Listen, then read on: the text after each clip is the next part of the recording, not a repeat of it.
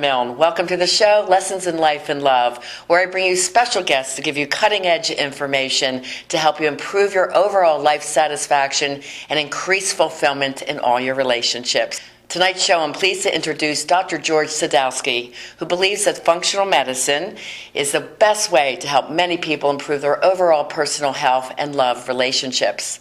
A prior colorectal surgeon, Dr. Sadowski is one of the founders of the Wellness and Hormone Clinics of America, located in Boca Raton and North Palm Beach, Florida. Welcome, Dr. Sadowski. How are you? Thanks for coming in. Pleased to be here. Tell me, how did you get started with hormone replacement medicine? Initially, when I started out in practice, patients would ask me if there was anything else they could do, anywhere else they could go to regain the vitality they had lost through, because of old age. So this became a recurring theme over the years, and as I got older, I got interested in this. Okay. After a lot of research and study, I came to the conclusion that hormones control the aging process.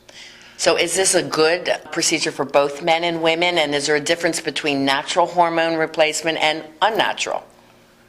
Correct. The procedure is suitable for both men and women, especially those that need it.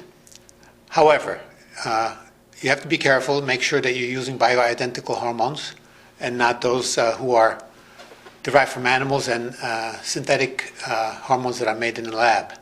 Right. Now, let's say bioidentical. These are from plants, aren't they, from what I understand? That is correct. They're usually soy-derived, but they are most closely resemble the chemicals that have been in our bodies, have been working in our bodies all our life. Okay, so what exactly are hormones? Which ones are we treating, and how do they actually work to make you feel amazing about your life? Hormones are chemical messengers that travel in the bloodstream and affect basically everything that goes on in the body. For example, we can go through some of these. Body composition. This usually has to do with not enough, or more frequently today, too much weight. Bone growth. Hormones control the balance between bone formation and bone breakdown, which goes on all the time. So when this balance is lost, you get osteoporosis, and this is also a huge problem. Sure. Another one is brain function, because mild cognitive decline and diseases such as dementia and Alzheimer's are more common than we like to admit. So how do the hormones exactly change when you age, and at what age do they start depleting? Hormonal decline starts after age 30 and is very subtle and takes 15 to 20 years to develop. Likewise, dementia and Alzheimer's disease also takes 15 to 20 years to develop. Okay, I know I coach my women. There's a stage of life called perimenopause that we didn't learn about in health class in school. So that happens actually 10 years or more before the actual menopause period. And some of the signs women come in when they're around age 38 to 43 and they're depressed, or they have crying jags, or they have a lot of fatigue. The first thing I said is, do you get your hormones tested recently? And they said, well, we go to the gynecologist and they say my levels are fine. I said, no, they're not fine. You need to do more. So really, and I come to your center, so it is basically a blood test is all they need. But for someone that's really specifically looking, isn't it the estradiol, estrogen, progesterone, testosterone? I might have missed one there. There's a whole slew of blood tests that you can do. You can also test hormones in saliva and in urine to make sure that a good balance is maintained. But you're right about all the different changes. Hormonal imbalance has a great effect on the brain and brings in symptoms such as depression, mood changes, and a lot of varied and complex and sometimes conflicting symptoms. Yes. And that could be one reason why so many women are put on antidepressants. Yes, and that's one thing I'm really against. And that's why I said before you go on any psychotropic medications, let's get your hormones tested. Let's treat you completely. Holistically, mind, body, spirit, nutrition, and our next guest will hit on that. But this is why I recommend your center, so that they come and get a complete physical, different than any physical that they would get at their family doctor or their gynecologist. It's so amazing, and I've been on NHR, which I call it, natural hormone replacement, since the age of 40. People say I don't look my age. I'm not actually in my late 50s, but that's from living a good lifestyle, using the hormones.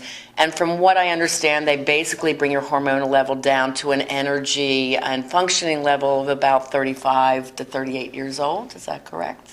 If they're treated properly? All these hormone levels have a sweet spot in them, so every patient is going to be different. Okay. You don't want to go too high, and you really don't want to go too low. And Correct. the patient, you look at the patient for your feedback, and they'll tell you what level is the best for them. But you are correct. After menopause, a lot of patients, actually more than 20% of women are put on antidepressants in their 40s and their 50s. But menopause doesn't cause a antidepressant deficiency. It causes a hormonal imbalance, so the treatment should be to balance your hormones. Now, you touched on brain function. I want to go back to that. I recently, just a couple nights ago, looked at a program with Dr. Daniel Amen, who's fabulous about brain health and science. And he said actually 50% of those aging today will end up with Alzheimer's, and that's an alarming rate. And it's due from either trauma, stress, drug or alcohol use, other chemicals, sleep apnea, loss of sleep. I know there's other reasons, but these are just some that he mentioned. And this is quite scary for us baby boomers. So what do you suggest? I know there's a test out there for Alzheimer's. Do you suggest people get it if they have this in their family? Or do you think that's too scary for most people? I mean, what do you recommend? Should we start with the initial scan and see what it tells us? There are many established neurologic tests that can be done. However, in most cases, the mild cognitive decline is dismissed as a senior moment, and the testing is avoided, despite the fact that approximately 5 million people suffer from Alzheimer's disease, and only 50% actually get treated, and a little bit more than that are diagnosed with that. So it's a huge problem. Okay, so does the test give you the signs, what we're working on to improve? Can you actually improve the brain? The test is one thing. The hormonal imbalance is another. You look at nutritional deficiencies that may exist, and you want to put it all together because you're really treating the whole person. You're not treating an organ. All of it works together. Every cell in the body is communicating with every other cell. So you want to support the brain with nutraceuticals and the hormones. We know that hormones have a great effect on the brain. Hormones such as estrogen, progesterone, and testosterone work together to support the brain. For example, progesterone acts on the calming neurotransmitters such as GABA and serotonin. So now you know when progesterone declines, you get irritable, anxious, start having mood swings. And this is some of the signs I see in the men that come to me. And get depressed. Yes, Right. that's correct. And I see more men feeling this type of change in themselves more about the age of 44 to 50. It's a little bit later for them than women. But all those symptoms you described are so exact. I see that in so many men coming in, that zest for life, that energy, the signs of depression. They're starting to drink alcohol to get that boost of life or happiness, and it's just the wrong way to treat it. That's exactly correct. Estrogen and testosterone support the brain power and the brain memory neurotransmitters, dopamine and acetylcholine. So when testosterone and estrogen decline, the memory goes, you have difficulty thinking and getting organized. Right. Boy, this has been so helpful, and I really hope it helps us, our viewers out there. Life and hormone balance is so important. Feel amazing about your life and to have the zest and energy you need for your loved partner and your family. Be sure to reach out to the Hormone and Wellness Centers if you feel you need help. And Dr. Sadowski, please share that website. It's www.wellnesshca.com. And the phone number for the Wellness Center is 561-288-6982. And if you should need my help in any way in life or relationship coaching, please contact me at rianamilne@gmail.com. We'll be right back after this commercial break. Chris Everett, and you're watching WRP. You got it. TV. ITV. Our next guest is Linzi Altabet Martinez, and she will expand more on the importance of diet, exercise, and nutrition. Welcome, Linzi. I'm so glad that you're here. You're a wealth of information. There's so much we could talk about for hours, I'm sure. But Linzi is a personal trainer, a certified nutritional therapist, and a host of our own TV show here. It's called Happy, Healthy, and Stronger on WRPBiTV.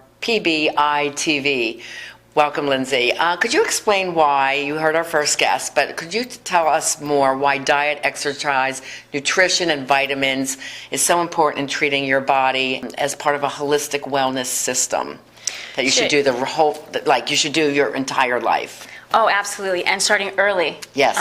It's very, very important for everyone to realize that just because you feel good right now and you're eating your pizza and you're smoking your cigarettes and you're drinking your alcohol, or you're just generally not eating well and not taking care of yourself, a lot of people still feel really good. They really do. That's They'll amazing. say, I feel fine, or I can run also, and look at me, I had pizza and I had this and I had that. Not that pizza's so bad, but on a general basis, people are eating a lot of unhealthy, processed, simple processed, and a lot of sugar, which of course is a whole other conversation. Yes. But the general idea is that disease has an incubation period. Now, that means that picture an egg inside of your body, and as you're eating all these nasty things, and you're treating your body not well, you're not sleeping enough, you're not hydrating enough, you're not taking enough vitamins, or getting enough vitamins from your food, even better, and you're not eating the right food, you're not getting proper nutrition. It ends up in this egg, and it's feeding this egg. And this egg is getting big. Now, the egg can be diabetes. The egg can be, and it's just a metaphor, the egg can be cancer, God forbid. Sure. It can be anything that happens when you don't treat yourself well. But while that thing is incubating the egg, why this is getting stronger and stronger, it is isolated. So it's over time. It's over time. Yeah. So what happens is all of a sudden you go to the doctor and he says, "Wow, you've got this or you've got that," and what you don't just get it. You had an incubation period of 5, 10, whatever the years are, that you could have just actually stopped it or reversed it by taking care of yourself while you're still okay. So it's really important to take care of yourself right from the get-go. So how do people avoid these processed refined foods? What are they to look for?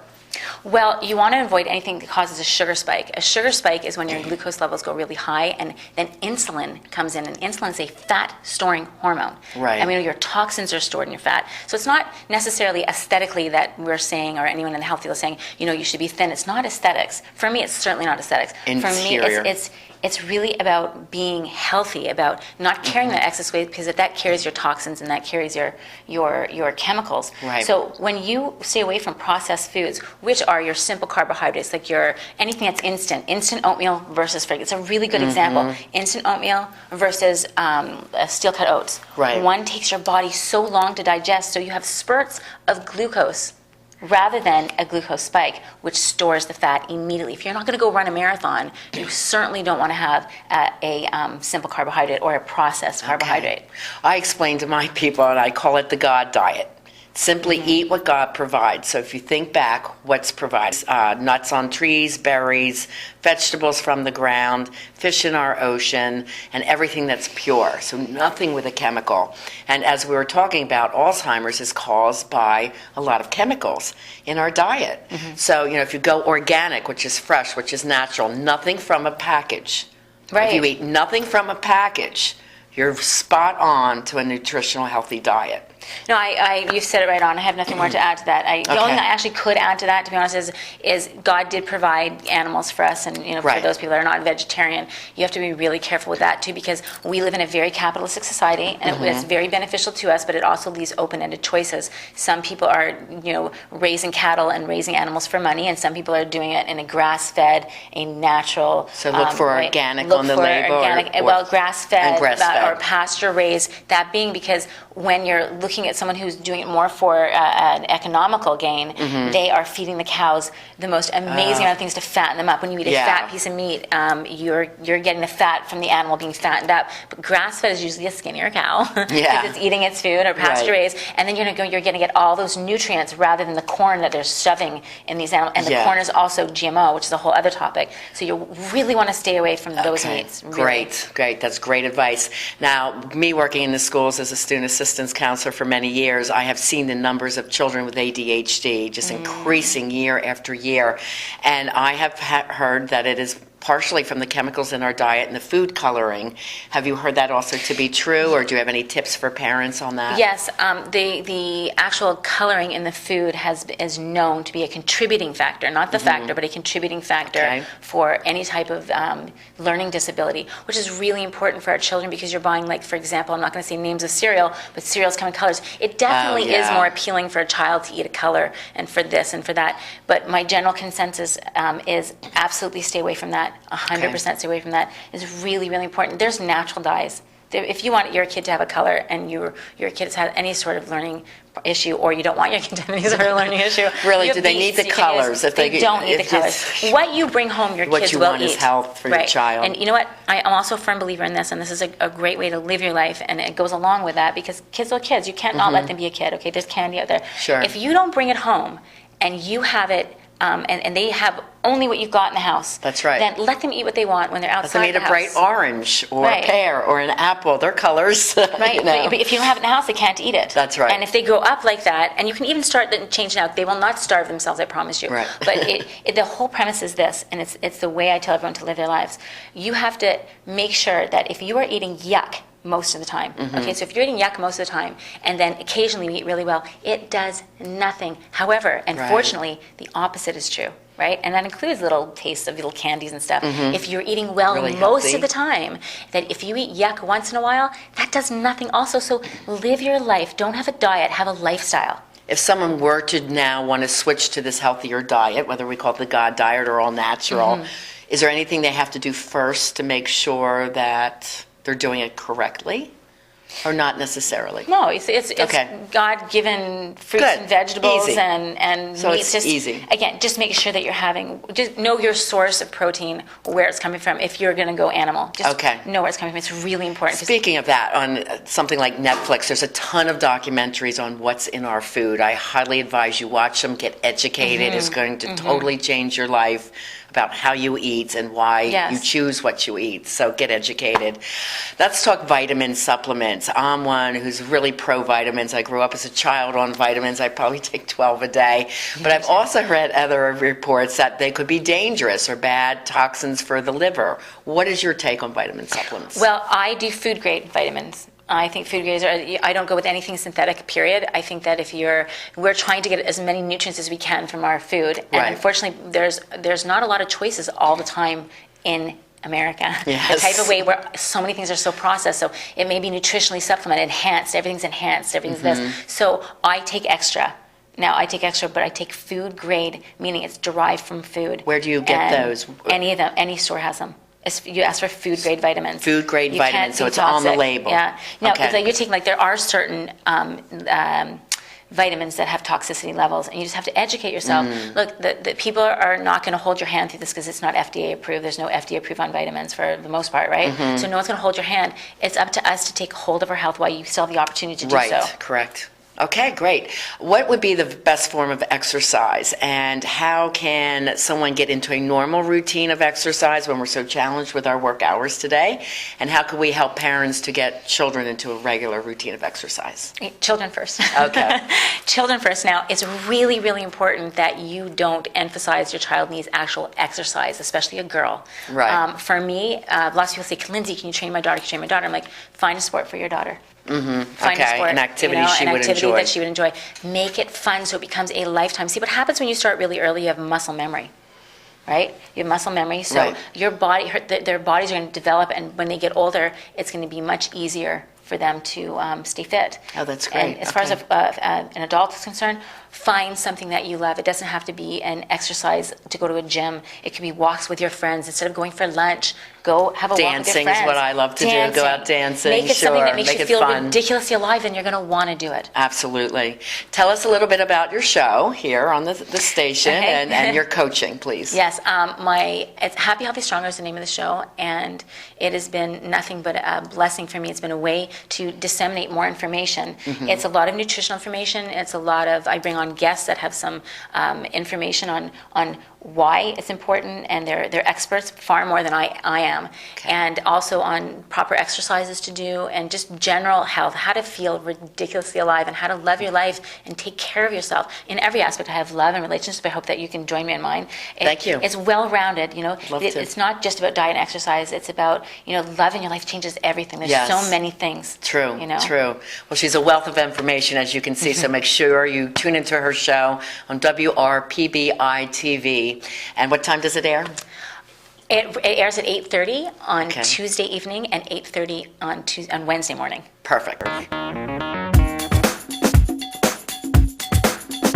Without feeling healthy or being fit, you're shortchanging your life and love experiences. Make a vow today to set goals to improve these areas of your life. And if you need help, call me, Riana Milne, a certified life and love coach, at 201-281-7887, or call Linzi, the exercise and nutritional coach. What's your number, Linzi? It's 561-699-7170. And you can also find me on Facebook at Happy, Healthy, Stronger. And my Facebook is Coach Riana Milne. So I'm Riana Milne, thanking you for joining us today in Lessons in Life and Love. And as always, I wish you a blessed, amazing life and to have the love you deserve.